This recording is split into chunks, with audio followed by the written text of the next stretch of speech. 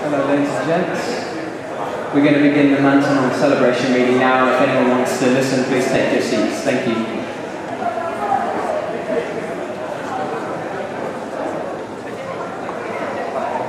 So we might as well begin, we're a little bit behind the time. The Maintenant series is an interview series which has been published by 3am magazine over the last 2 years. And amongst its goals, essentially the main idea was to bring attention to contemporary European poets that were somehow, perhaps, in my experience in the English language poetry community, included by the reputation and the legend of figures of near history. I think the function of this series has altered as it's grown. But throughout the 93 editions that we've published so far, people have said the opportunity to read an in-depth interview along with new translation has allowed a new understanding of the poets featured in the series, and perhaps it represents what's going on in Europe just a little bit at the moment. I'd also like to say it's my 12th event in 6 days.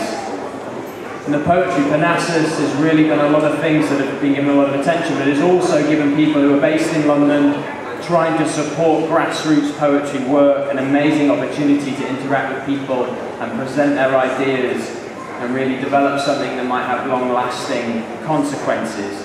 So I really want to thank Anna Selby and Lee Colley and Martin Colthorpe for all the opportunities that they've given to all the London-based people who are here as well. There's going to be 6 poets representing Maintenant today.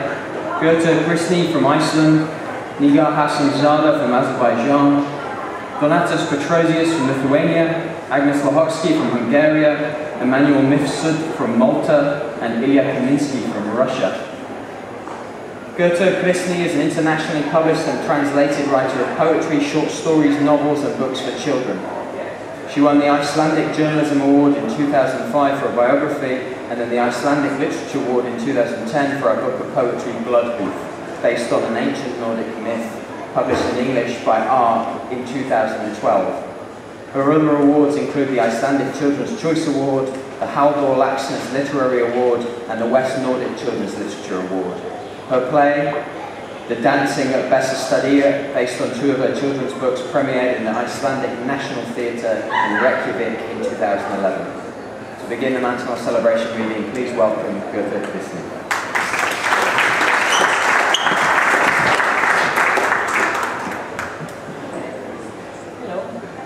I've been thinking about the same mythology since I was 10-year-old and heard about it in school.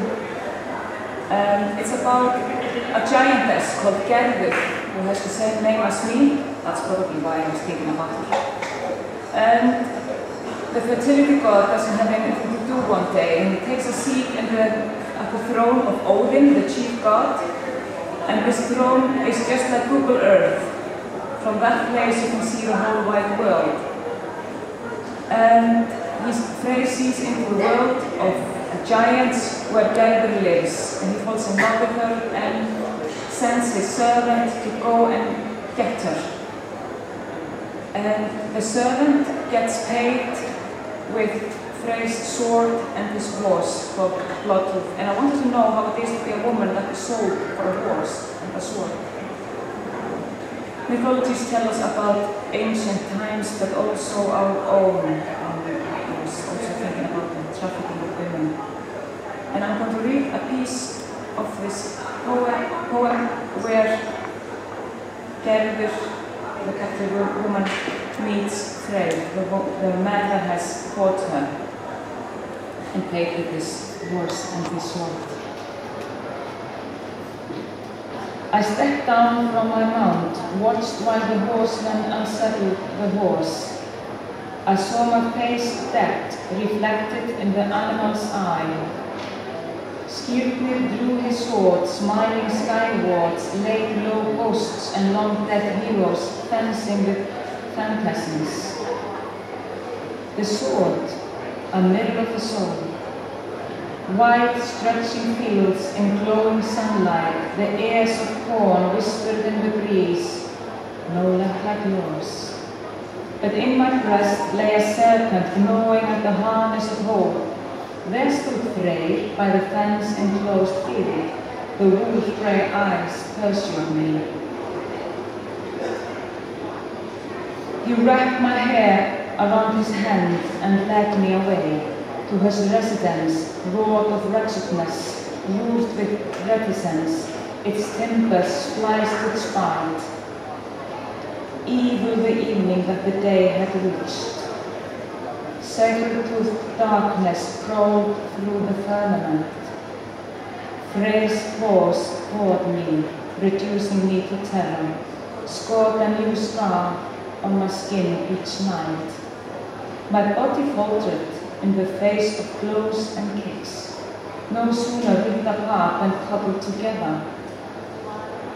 Yet the body holds its own, the body holds firm, the body holds. I lay alone in a wolf's lair with marks of bites on my breast. I listened for sounds, for a neigh from the pasture, for a patter on wooden boards. A woman stroked me on the cheek, put an apple in my hand. Biting it, I was borne down a mighty river in a glass casket. The oars, fading flies' wings, just floated away. Mother ran along the bank, startling me with her cries. I was once more alone. In no way could I move. With a foot stuck fast under a chair, a hand in the far corner, fingers all over the floor. I covered myself into one piece, aligned my eyebrows, set my jaw, tucked in my liver and lungs, pressed my heart into cells. In the doorway, I met Frey. I saw his face, that reflected in my eye. He has since kept his distance, walking alone, gazing at the horse grazing, stroking its muzzle with a weaponless hand, regretting his dealings with sleepers. But I grew fat, eating to feed, a boy encased in my taut-skinned belly, a child born in mild weather, with sunlight in his hand. I held him up to the skies, the wind formed the clouds in his image, blowing towards giant land, homewards. Mother, behold my son, sleek as a sea fish, tiny, with hairy brows and wolf-grey eyes. Night spreads its blue veil over hill and dale, my son lies awake, unwilling to sleep. I take him in my arms, carry him over cornfields and meadows. The wind flaps its wing on the blades of grass, the waves pour away at the foreshore.